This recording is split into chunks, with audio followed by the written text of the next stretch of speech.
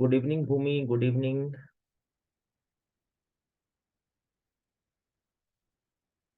So well, मेरे ख्याल से हम लोग अपनी क्लास को स्टार्ट करते हैं because already the class is delayed. So हम लोगों ने लास्ट क्लास में डिस्कस किया था, I think November current affairs we completed in last class. And आज हम लोग दिसंबर करंट अफेयर्स को डिस्कस करेंगे। होप आप लोगों को मेरी वॉइस आ रही है ना सबको। Am I audible to everyone?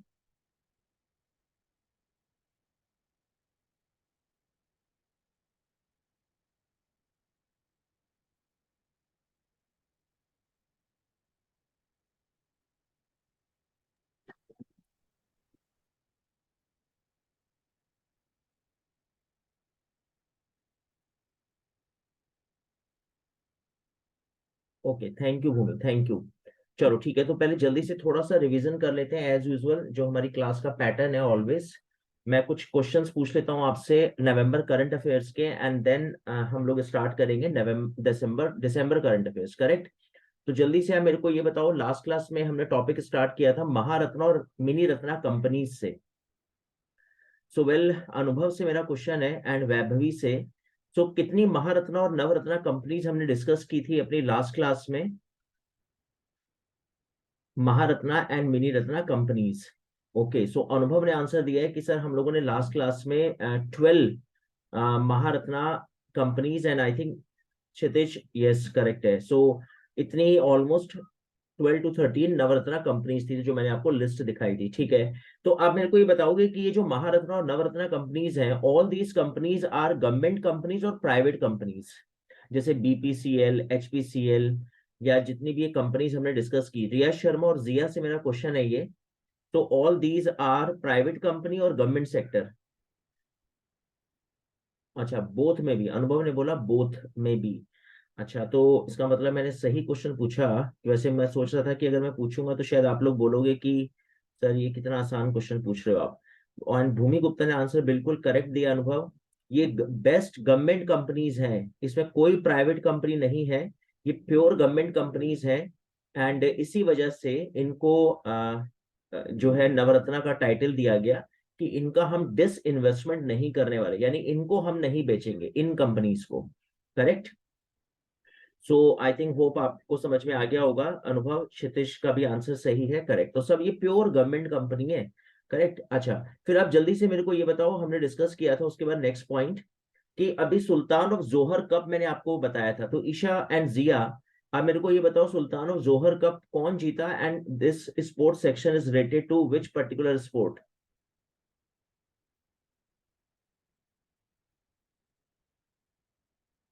Hockey, okay. So Vaibhavi ने बोला है कि sir it is related to hockey.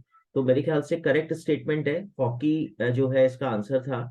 And इसको कौन जीता इस बार? ऑस्ट्रेलिया, अनुभव ने बोला ऑस्ट्रेलिया, ओके। सो अनुभव तो इस बार धड़ाधड़ गलत आंसर। अच्छा, बिल्कुल इंडिया ने इसको जीता, इंडिया डिफीटेड ऑस्ट्रेलिया, राइट? हाँ, इंडिया जीता, करेक्ट, राइट राइट राइट। तो I think Isha, Arushi, Kshitij, Bhumi and other students जो है वो बिल्कुल एग्री करेंगे इस बात से कि इसका राइट आंसर जो है वो इंडिया डिफीटेड ऑस्ट्रेलिया। चलो, वेरी गुड, करेक्ट है जी। जल्दी से नेक्स्ट पर आते हैं। आप मेरे को ये बताओ, उसके बाद मैंने आपसे पूछा था एक बहुत फेमस पर्सनैलिटी जिनकी डेथ हुई नवंबर में, एंड शी वाज ईला भट्ट। तो ईला भट्ट के बारे में निष्ठा से पूछ लेते हैं। एंड और कोई स्टूडेंट अगर बताना चाहे, रिया शर्मा, कि हमने क्यों डिस्कस किया था इला भट्ट को। और इला भट्ट की अभी डेथ हुई है वैसे, लेकिन इला भट्ट के बारे में कोई इंपॉर्टेंट पॉइंट जो आप शेयर करना चाह रहे हो?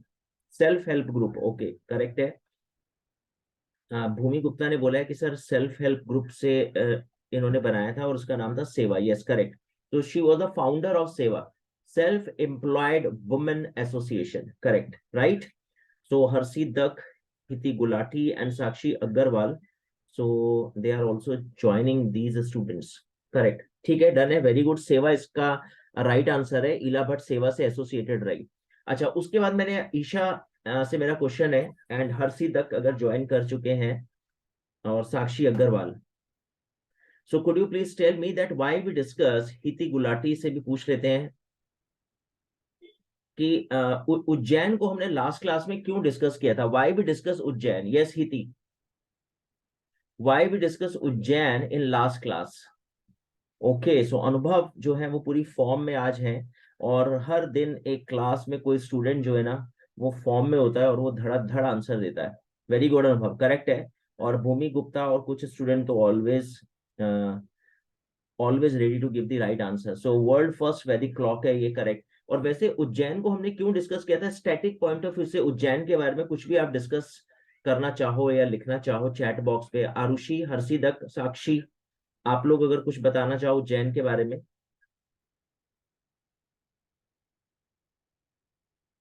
ओके, सो महाकुंभ हमने डिस्कस किया था कि एक फेयर लगता है यहाँ पर, एंड शिप्रा रिवर भी है यहाँ पर, करेक्ट। और गंगा, जैसे प्रयागराज, हरिद्वार एंड नासिक और उज्जैन में कुंभ मेला ऑर्गेनाइज होता है।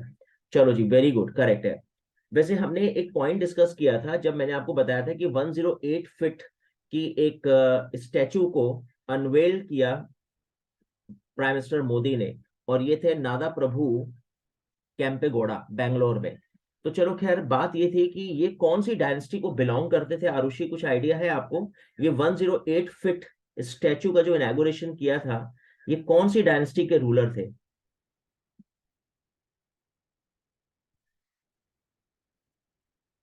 तो आयुष गुप्ता, ईशान राणा, उज्जवल, तवनूर, कुछ स्टूडेंट्स और ज्वाइन कर रहे हैं धीरे धीरे। सो यस, मेरा क्वेश्चन मेरे ख्याल से आप लोगों को समझ में आ गया होगा। ये कैंपेगोड़ा नादा प्रभु 108 स्टैचू इसलिए ये कौन सी डायनेस्टी से बिलोंग कर रहे थे? यस उज्जवल। तो अभी तक तो कोई आंसर नहीं आया चैट बॉक्स पे, तो ठीक है फिर मैं ही बता देता हूँ। विजयनगर का एक रूलर थे आई थिंक, जब हमने विजयनगर का रूलर कृष्णदेव राय और तेनाली रामा को भूमि गुप्ता हमने डिस्कस किया था। एंड अनुभव का भी आंसर नहीं आया इस क्वेश्चन पे, तो इट मीन्स शायद आप सब you all forgot this point. चलो ठीक है, आगे चलते हैं, फिर नेक्स्ट आते हैं। आई थिंक होप यहाँ क्लियर हो गया होगा, ये विजयनगर के रूलर थे। अच्छा, फिर उसके बाद मैंने एक बहुत फेमस ऑर्गेनाइजेशन आपके साथ डिस्कस करी थी, ASEAN, association of south east Asian nation. तो आप मेरे को सिर्फ इतना बता दो, हर्षी तक से मेरा क्वेश्चन है कि how many members in this organisation, and अभी क्यों हमने इसको डिस्कस किया था लास्ट क्लास में। सो अनुभव ने आंसर दिया है कि सर 11। ओके, भूमि गुप्ता ने भी बोला है कि सर 11 करेक्ट है। सो ईस्ट तिमोर जो है वो 11th मेंबर अभी इसमें एज ए ज्वाइन हुए हैं। तो यस करेक्ट है, ईस्ट तिमोर को इन्होंने as a 11th member join किया। वैसे टोटल इसमें 10 मेंबर्स थे, करेक्ट। ठीक है, डन, वेरी गुड, डन। अच्छा, और इसका हेडक्वार्टर कहाँ है? आशियान का हेडक्वार्टर वैभवी, तवनूर सिंह, आशियान का हेडक्वार्टर। ओके, सो तवनूर ने भी आंसर दिया है, एंड भूमि गुप्ता का भी आंसर आया है, जकार्ता, इंडोनेशिया की कैपिटल है। चलो वेरी गुड। अच्छा, मैंने आपके साथ फोर्ब्स मैगजीन की 3 इंपॉर्टेंट वुमेन डिस्कस की थी, बेस्ट बिजनेस वुमेन। उसमें से एक नाम था सोमा मंडल। तो सोमा मंडल ये कौन से ग्रुप की चेयरपर्सन है, या किस ऑर्गेनाइजेशन या किस बिजनेस ग्रुप से जुड़ी हुई है? यश, आयुष एंड हितर्थ गुलाटी। ओके, तो तवनूर सिंह ने आंसर दिया है कि सर ये रिलेटेड है steel authority of India. Yes, very good. क्योंकि बाकी नमिता थापर को और गजल अलग को तो हम सब जानते ही हैं, मामा अर्थ और एम क्योर, करेक्ट। ठीक है, डन है। उसके बाद आगे चलते हैं, G7 में क्या इंडिया मेंबर है? तो G7 में अगर इंडिया मेंबर नहीं है तो उसका रीजन अगर तवनूर सिंह और अनुभव और भूमि गुप्ता बताएं कि इंडिया क्यों मेंबर नहीं है। G7 किसका ग्रुप है फिर? Yes Vaibhavi. Okay, yes, very good Bhumi. So develop countries का ग्रुप है, और इंडिया तो डेवलप कंट्री नहीं है, that's why India is not a member of this group. चलो बहुत बढ़िया, वेरी गुड। उसके बाद आप जल्दी से मेरे को ये बताओ, मेजर ध्यानचंद स्पोर्ट्स, हमने एक अवार्ड डिस्कस किया था, ईशान राणा से मेरा क्वेश्चन है ये। ईशान, आप मेरे को बताओगे कि इस अवार्ड का नाम क्या था पहले, और इस बार का ये किसको मिला है? तो स्टूडेंट ने तो आंसर देना शुरू कर दिया कि शरद कमल, टेबल टेनिस प्लेयर है, उनको मिला है। और तवनूर सिंह ने आंसर दिया है कि सर इससे पहले इसको राजीव गांधी खेल रत्न अवार्ड के नाम से जानते थे। Very good, clapping clapping. तो बिल्कुल करेक्ट आंसर्स हैं जी आप सबके।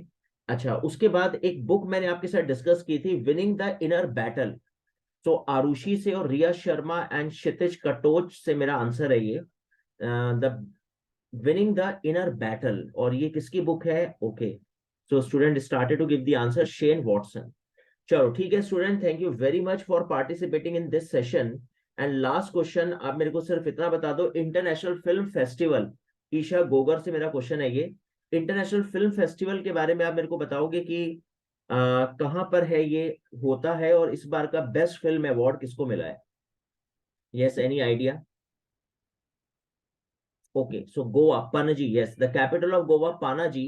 एंड इसमें एक बड़ी फेमस मूवी थी जिसका नाम था, जो आप लोग लिख भी रहे हो, Spanish movie, I have electric dreams. Very good Gulati ji, और आप लोगों के सभी के आंसर बिल्कुल करेक्ट है।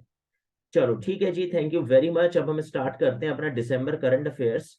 एंड आज आप लोग भी थोड़ा ज्वाइन करने में लेट हो गए, थोड़ा क्लास भी लेट हुई स्टार्ट, और आप लोग भी शायद, मेरे ख्याल से आप लोगों को वैसे पता तो था ना कि आज क्लास है, या कुछ कंफ्यूजन था, क्योंकि डेली तो हमारी क्लास हो ही रही है।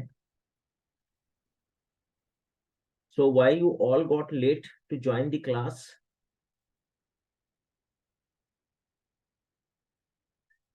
अच्छा, मैसेज आया था क्या? ओके, ओके, सो क्या मैसेज क्या था? ओके, तो आप लोगों ने कब रिसीव किया ये मैसेज?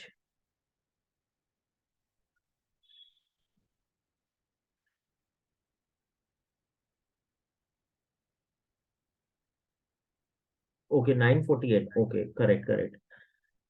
हाँ, थोड़ा सा शायद कंफ्यूजन हो गया टाइम में। चलो कोई बात नहीं, ठीक है, हम लोग स्टार्ट करते हैं अब अपना टॉपिक, दिसंबर करंट अफेयर्स। तो वेल स्टूडेंट, दिसंबर करंट अफेयर्स को शुरू करने से पहले वही एज यूजल मैं कुछ एमसीक्यूज पूछूंगा आपसे, और जस्ट कुछ इस तरह से होंगे, वो डिजाइन इस तरह से फ्रेम किए जाते हैं कि आप उनका आंसर थोड़ा सा ब्रेन स्टॉर्मिंग अगर आप करें तो शायद दे पाए। राइट, तो इसको जरा रीड रीड करो क्वेश्चन नंबर 1 को। मैं 3 क्वेश्चन पूछूंगा एज यूजुअल, जैसे मैं हर बार करता हूँ। मैं आपसे 3 क्वेश्चन पूछ रहा हूँ, 3 MCQs। थोड़ा दिमाग लगाओ अगर कुछ भी आपको आइडिया हो, वैसे ये क्वेश्चन तो आपको निकालना चाहिए, क्योंकि इसमें से 2 न्यूज हम ऑलरेडी जनवरी और फरवरी करंट अफेयर्स में डिस्कस कर चुके हैं। तो दिसंबर में इन 2 न्यूज का डिक्लेरेशन हुआ था, लेकिन ये जनवरी और फरवरी में होनी थी मीटिंग्स। तो देखें आपका आंसर क्या है, चेक करते हैं।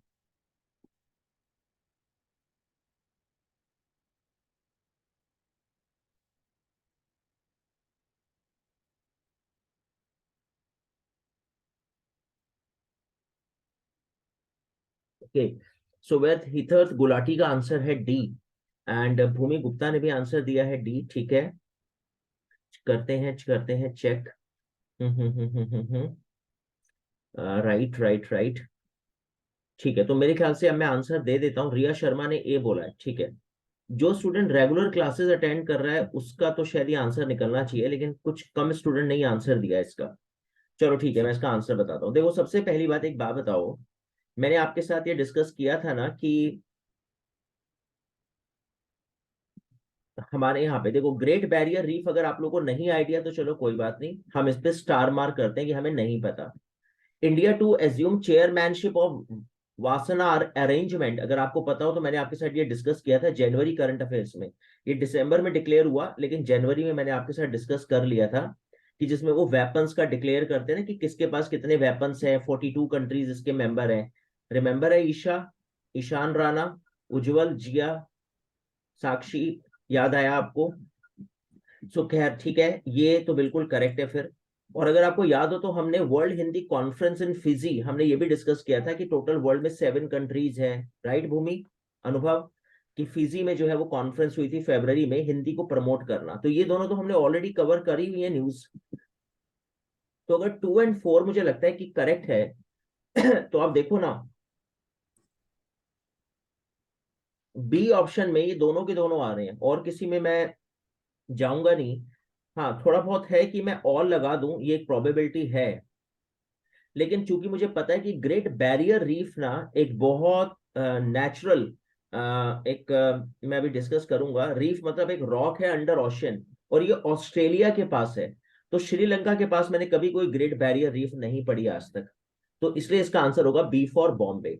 तो वेरी गुड, मेरे ख्याल से भूमि गुप्ता ने इसका आंसर दिया है। और भूमि तो फिर बिल्कुल ब्रिलियंट स्टूडेंट है क्लास की, और भूमि के लिए स्पेशली मैं क्लैपिंग करूंगा। वेरी गुड भूमि, गुड वन। सो अगर भूमि के पेरेंट्स भी साथ में सुन रहे हो क्लास, तो थोड़ा उनको प्राउड फील होगा कि भूमि जो है एक ब्रिलियंट स्टूडेंट है। करेक्ट। चलो ठीक है, आगे चलते हैं। अब आते हैं हम क्वेश्चन नंबर 2 पर। देखो थोड़ा ट्राई करो और बताओ। शायद आप लोगों ने कभी कुछ डे सुने हो, जैसे वर्ल्ड एड्स डे बहुत फेमस है, खूब एग्जाम्स में आता है। World disability day, international disability day बहुत फेमस है, खूब एग्जाम्स में आता है। और एटलीस्ट अपने Indian air force, Indian army, Indian navy army के डेज तो आपको पता होने चाहिए, बीइंग सिटीजन ऑफ इंडिया। सो देखते हैं कि आप लोग का क्या आंसर है, चेक करते हैं। तब तक आप आंसर दो। मैं स्टूडेंट्स को देखता हूँ, अगर कोई वेट कर रहा हो तो उसको इन करते हैं।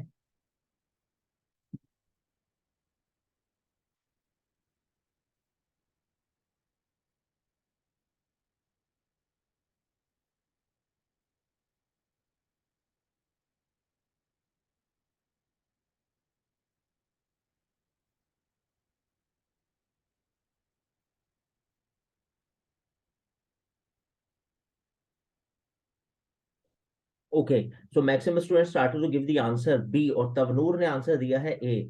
सर आई ज्वाइन लेट, कितना हो गया क्लास में? Okay Tanu, no no need to worry.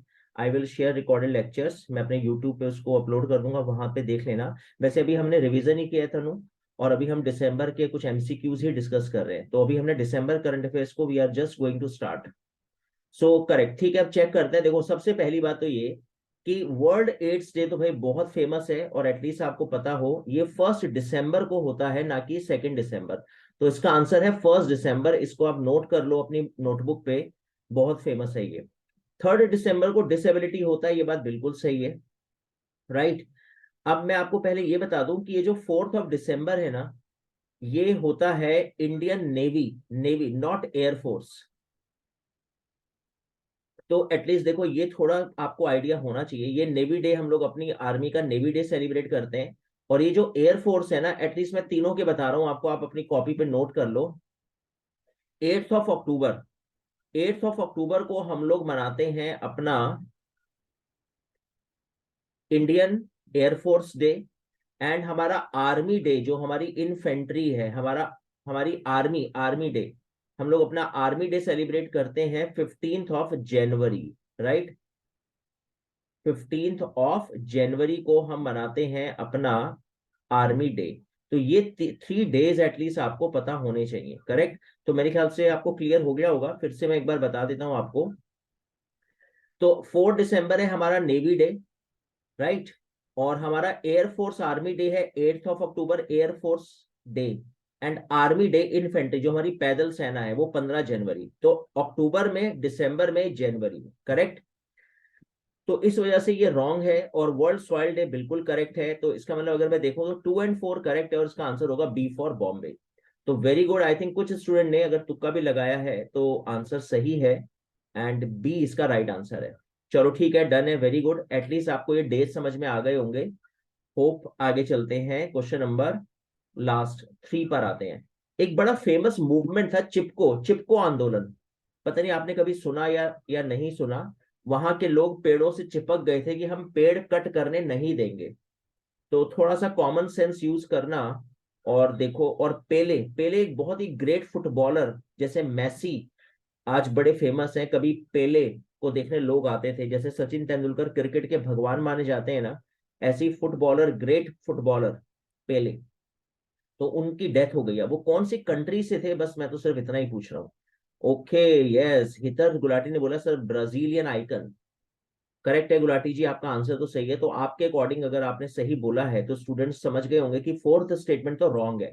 अब फोर्थ को रॉन्ग मानते हुए देखो आप सही निकाल पाते हो आंसर या नहीं। सो भूमि गुप्ता ने बोला 3C, अनुभव ने बोला है 1C, दिव्या अरोड़ा ने बोला है बी फॉर बॉम्बे। ठीक है, क्षितिज ने 3C, Riya Sharma 3C, and ठीक है। तो फिर देख लेते हैं, आंसर बताते हैं आपको इसका, और देखते हैं आप सही है या गलत। तो देखो फर्स्ट स्टेटमेंट होगा, मुझे पता नहीं, मिलिया मिलिया होगा कोई बुक प्राइज, तो हम इसको छोड़ते हैं फर्स्ट स्टेटमेंट को। ओके। ठीक है भूमि, आपने आंसर चेंज करा है। चिपको मूवमेंट जो है ना, अगर आपको पता हो, उत्तराखंड, उत्तराखंड में ये रिलेटेड था, और वहां पहाड़ों पर ना, माउंटेन्स पे वो पेड़ कट कर रहे थे। मैं भी आपको बताऊंगा चिपको मूवमेंट के बारे में। तो भाई ये तो यार बड़ी फेमस बात है, और ये तो पता होनी चाहिए, तो इसलिए ये तो हो गया रॉन्ग। है ना। फोर्थ भी रॉन्ग है, तो अभी मैं इसके बेस पे देखता हूँ, two wrong fourth wrong. Ukraine के प्रेसिडेंट जेलेंस्की को टाइम्स मैगजीन ने पर्सन ऑफ द ईयर दिया, ये मेरा कॉमन सेंस है। ये जितने भी G7 की कंट्रीज है उनका हाथ है यूक्रेन के ऊपर, और टाइम्स मैगजीन ये सब यूरोपियन कंट्रीज ही निकालते हैं, राइट। तो यूएस बड़ा डोमिनेट करता है टाइम्स मैगजीन में, तो मेरा कॉमन सेंस है कि यूक्रेन को इन्होंने मैगजीन में पर्सन ऑफ द ईयर बिल्कुल डिक्लेयर करा होगा शायद। लेकिन चलो 2-4 से ही निकालते हैं अपना क्वेश्चन। 2-4 कहाँ पर आ रहा है? 2 रॉन्ग है, 4 रॉन्ग है, तो इसका मतलब नो बी, नो सी, नो डी, और तो फिर तो आंसर यार इसमें बैठेगा मेरे ख्याल से 1 और 3, और 1 और 3 मेरे ख्याल से कहीं पर दिख नहीं रहा मेरे को, तो इसलिए इसके ऑप्शंस मेरे ख्याल से थोड़े गड़बड़ है, और इसका आंसर होगा 1 और 3, क्योंकि फर्स्ट स्टेटमेंट करेक्ट है, 3 करेक्ट है, सेकंड रॉन्ग है, फोर्थ रॉन्ग है, तो इसका आंसर है जी 1 और 3। तो आई थिंक होप आप लोग को समझ में आ गया होगा, राइट आंसर है 1 और 3, करेक्ट। डन। यस। सो सी और बी में जिन स्टूडेंट को कंफ्यूजन था, मैं उनकी कंफ्यूजन समझ रहा हूँ। So it is by mistake, options इसमें रॉन्ग थे। चलो ठीक है स्टूडेंट, अब हम अपने टॉपिक को स्टार्ट करते हैं वन बाय वन। अब हम दिसंबर करंट अफेयर्स की न्यूज लेते हैं। तो सबसे पहली न्यूज देखते हैं क्या धमाकेदार न्यूज है आज हमारे दिसंबर में। Hornbill festival begins in Nagaland. तो भाई ये क्या फेस्टिवल है, कल्चरल पॉइंट ऑफ व्यू से एक न्यूज है बड़ी इंपॉर्टेंट। और क्या होता है ये हॉर्नबिल फेस्टिवल, नागालैंड में क्यों मनाया जाता है, क्या रीजन है उसका। Competitive exam point of view से तो बस इतना काफी है कि hornbill festival begins in Nagaland. और बाकी आप लोगों से कुछ पूछने लायक बात इतनी है कि साक्षी अग्रवाल से चलो पूछ लेते हैं कि इसकी कैपिटल नागालैंड की क्या है। हम ऑलरेडी वैसे डिस्कस कर चुके हैं क्लास में 2-3 बार। बाकी जिया को अगर कुछ आइडिया हो the capital of Nagaland.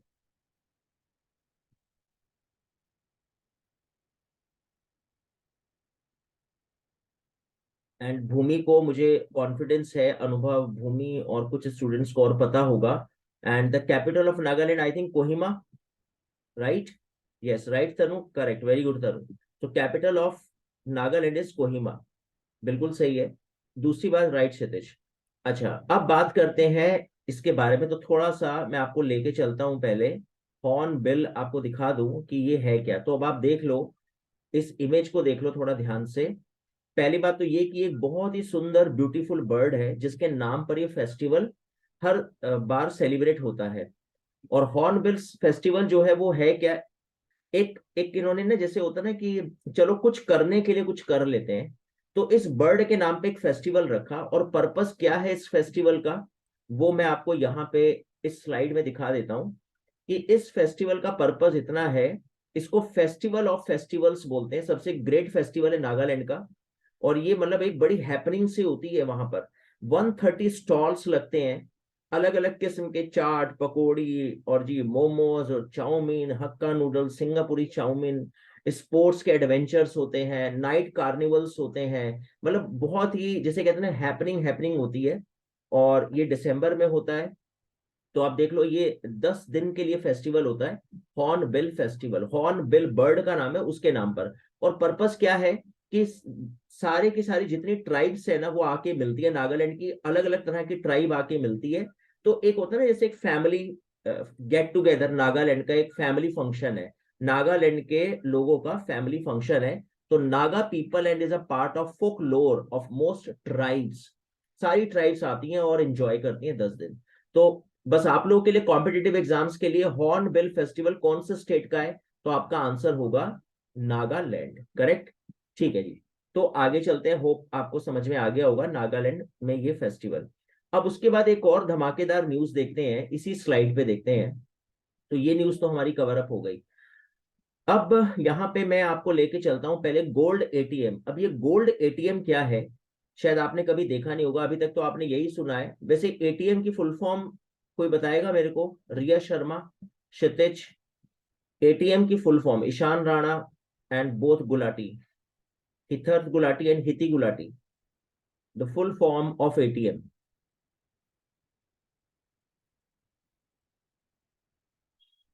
Okay, so well, Divya Arora ने आंसर दिया है भूमि गुप्ता ने कि सर ऑटोमेटेड टेलर मशीन इसको बोलते हैं। तो मेरे ख्याल से सही है, भूमि, क्षितिज, तवनूर सिंह, करेक्ट है, ऑटोमेटेड टेलर मशीन है ना। मैं जब ऑफलाइन क्लास ले रहा था तो मैं आपके साथ बता रहा था आपको स्टोरी कि मैं जब एटीएम शुरू हुए थे तो खैर बड़े इसके को लेके बड़ी कंफ्यूजन रहती थी लोगों को, और कई बार मैं क्लास में पूछता भी था तो कोई कहता था ऑल टाइम मनी, कोई कहता था एनी टाइम मनी। तो बच्चों ने अपने अपने ही नाम रखे हुए थे। वैसे ऑटोमेटेड टेलर मशीन है।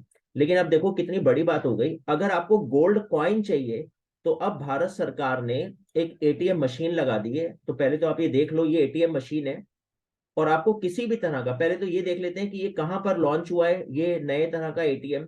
इंडिया का first gold ATM launch in Hyderabad. अब इसके क्या क्या इंपॉर्टेंट पॉइंट्स है पहले समझ लेते हैं। तो देखो सबसे पहली बात, एग्जाम पॉइंट ऑफ व्यू से तो हैदराबाद में लगा। 24 × 7 आप कभी भी गोल्ड यहां से निकाल सकते हो। अच्छा, एक एक काम करना बस इतना कि अभी हो सकता है कि 10 मिनट में मीटिंग का टाइम ना एंड हो जाए, क्योंकि इसका टाइम पीरियड जो था वो 40 मिनट्स के अराउंड था। तो अभी ये थोड़ा हम लोगों ने दूसरा लिंक से यूज करा है आपकी क्लास आज, राइट। तो अगर जैसी ये क्लास बंद होगी आप उसी लिंक पे दोबारा क्लिक करना और दोबारा ज्वाइन कर लेना, ठीक है, राइट। अच्छा, तो हम लोग ये बात डिस्कस कर रहे थे इसमें कि the firm first ATM has been installed, and यहाँ पर ना 10 ग्राम का कॉइन, अलग अलग ग्राम के कॉइन्स आपको जो भी आपको निकालना है वो आप निकाल सकते हो। तो आपको अपना डेबिट कार्ड, क्रेडिट कार्ड, कोई भी कार्ड आप यूज करना चाहो, prepaid, post paid, smart card, कैसा भी आप कार्ड यूज करो, अपनी डिटेल डालो और उस कॉइन का अमाउंट डाल दो। जैसे ही आप अमाउंट डालोगे आपके अकाउंट से पैसे कट जाएंगे और आपका वो कॉइन आपके उसमें उसके पॉकेट में आ जाएगा, एटीएम में उसके बॉक्स में आ जाएगा।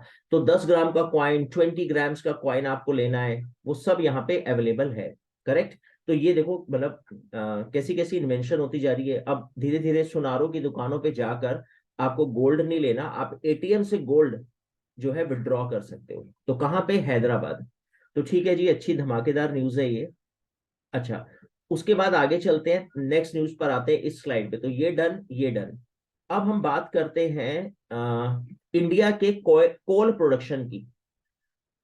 तो पहले मेरा एक क्वेश्चन है आप सभी से, और ये क्वेश्चन मैं किससे पूछूं, तो हर्षी दक से पूछ लेते हैं। हर्षी दक से पूछते हैं। हर्षी दक, आप मेरे को ये बताओगे ग्लोबल वार्मिंग क्रिएट करने वाली कोई भी एक गैस जो जिसके बारे में आपको कुछ आइडिया हो कि सर ये ग्लोबल वार्मिंग क्रिएट करती है, या कोई और स्टूडेंट बताना चाहे। इतना डिस्कशन होता है तो एटलीस्ट आप लोग को कुछ अगर आइडिया, तो कार्बन एमिशन गैसेस होती हैं, हाँ होती तो हैं, लेकिन 9 गैसेस जो हैं वो यूएनओ ने पॉइंट आउट करी है। Okay, chlorofluorocarbon, okay, CO2, carbon dioxide, ठीक है। तो चलो पहले तो मैं आपको थोड़ा साइंस पर ले चलता हूं और मैं आपको ये 9 गैस बता देता हूं जो हमारे यहाँ पर मतलब इंटरनेशनल लेवल पे डिक्लेयर किया गया कि ये वो गैसेस हैं जो पॉल्यूशन और ग्लोबल वार्मिंग क्रिएट करती है। तो उसमें से CO2, कार्बन डाइऑक्साइड, आपने CO का नाम सुना होगा, कार्बन मोनोऑक्साइड, आपने SO2 का नाम सुना है? जरा मेरे को बताओगे SO2 को क्या बोलते हैं? सल्फर डाइऑक्साइड, है ना। आपने कभी नाम सुना है N2O, नाइट्रस ऑक्साइड? ये कंपटीशन का क्वेश्चन है। नाइट्रस ऑक्साइड को लाफिंग गैस बोलते हैं, ये 4th नंबर वाली लाफिंग गैस है, नाइट्रस ऑक्साइड। फिर आपने शायद कभी नाम सुना होगा क्लोरोफ्लोरोकार्बन, आपने कभी सुना होगा हाइड्रोफ्लोरोकार्बन, और एक है प्लूरोफ्लोरोकार्बन, PFC, राइट। और एक है आपकी CH4, मिथेन का नाम सुना है आपने, मिथेन। और 9th है सल्फर हेक्साफ्लोराइड। ये 9 गैसेस हैं जो ग्लोबल वार्मिंग क्रिएट करती है, और उसमें सबसे भयंकर गैस है कार्बन डाइऑक्साइड। और कोल प्रोडक्शन जब हम करते हैं तो इसमें से कई सारी गैसेस का एमिशन होता है जो ग्लोबल वार्मिंग क्रिएट करती है। तो धीरे धीरे भारत सरकार कोशिश कर रही है कोल का प्रोडक्शन, अपनी डिपेंडेंसी कम करे कोयले पर, और नेचुरल रिसोर्सेज से हम एनर्जी जनरेट करें। जैसे होता है ना कि non traditional energy resources, wind energy, solar energy, है ना, गार्बेज, कूड़े कचरे से, सी वेव से। तो खैर ये तो मैंने आपको एक इंफॉर्मेशन दी जो आपको पता होना चाहिए। सल्फर हेक्साफ्लोराइड है भूमि, ये सल्फर हेक्सा फ्लोराइड, राइट भूमि? अच्छा, सो अब बात करते हैं यहां पर कि कोल प्रोडक्शन की अगर बात करें तो इंडिया में कोल माइंस हमारे यहाँ पर कहाँ कहाँ हैं, वो मैं आपको मैप में थोड़ा दिखाना चाह रहा हूँ। तो आप यहाँ पे देखो, एक बड़ी फेमस, ये कंपटीशन के क्वेश्चंस है ज्योग्राफी पॉइंट ऑफ व्यू से, तो मैंने इसे करंट्स के साथ थोड़ा लिंक कर दिया। आपने कभी सुना होगा बोकारो, राइट? एंड आपने कभी सुना होगा झरिया, ये दोनों के दोनों झारखंड में कोल माइंस है, राइट? अच्छा, उसके बाद आपने ये बहुत फेमस है कोरबा, कोरबा कोल माइंस छत्तीसगढ़, बहुत फेमस है कोरबा, एंड निवेली तमिलनाडु। तो मैं आपको सिर्फ दो तीन नाम बता रहा हूं जो बहुत इंपॉर्टेंट है। एक तो आप कोरबा छत्तीसगढ़ कोल माइंस है, निवेली तमिलनाडु कोल माइंस है, तलचर उड़ीसा की कोल माइंस है, बहुत फेमस है, एंड सिंगरौली मध्य प्रदेश, एंड झरिया झारखंड। ये एटलीस्ट 4-5 कोल माइंस आपको पता हो जहां से इंडिया कोल एक्सट्रैक्ट करती है भारत सरकार। तो आप इस मैप को देख के भी वैसे क्लियर कर रहे होगे आप कि कोरबा छत्तीसगढ़ में लोकेशन दिखाई दे रही है ना कोरबा की। तो पहले मैं आप लोगों से पूछ लेता हूं कि यहां तक क्लियर है जो हम डिस्कस किया, हमने अभी तक जो न्यूज डिस्कस करी? अनुभव, आरुषि, भूमि, दिव्या, ईशा, हर्षिदक, यहां तक क्लियर है? या कोई पॉइंट जो ना समझ में आ रहा हो तो मैं दोबारा बता देता हूँ।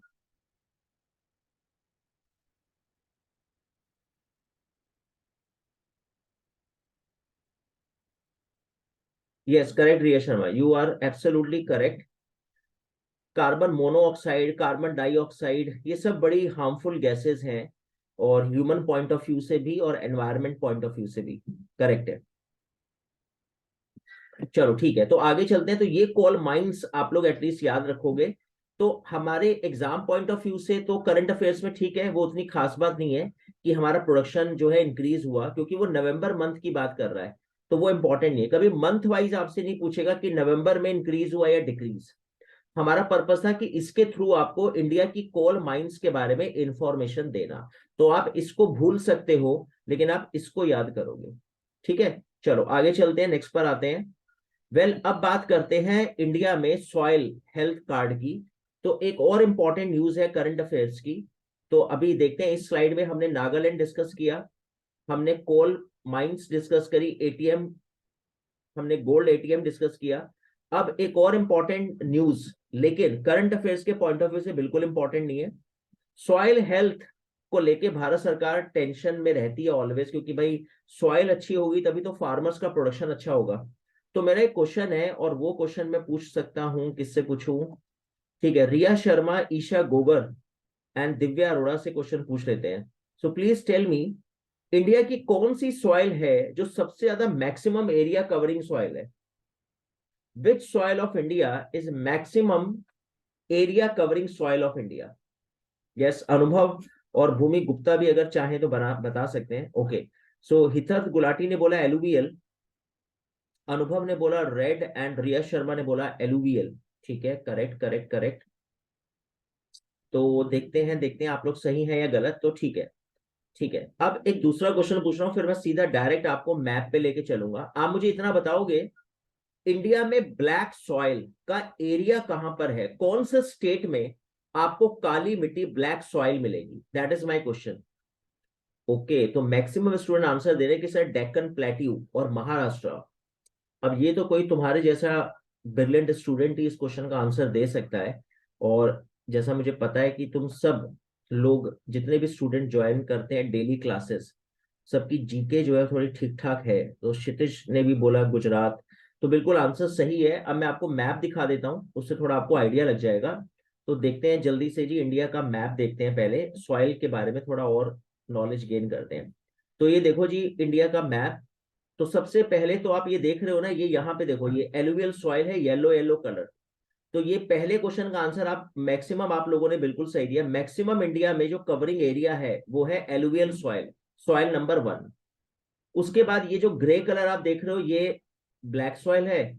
और आप लोग का आइडिया बिल्कुल सही था, गुजरात और महाराष्ट्र। वाई?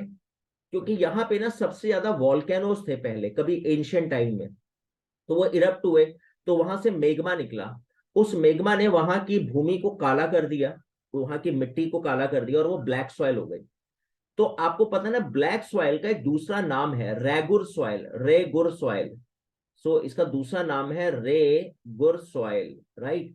सो एटलीस्ट आप ये भी याद रखना, रेगुर सॉइल के नाम से ब्लैक सॉइल को जाना जाता है।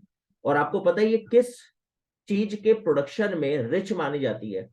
क्या होता है गुजरात और महाराष्ट्र में जिसमें ब्लैक सॉइल काफी हेल्पफुल होती है?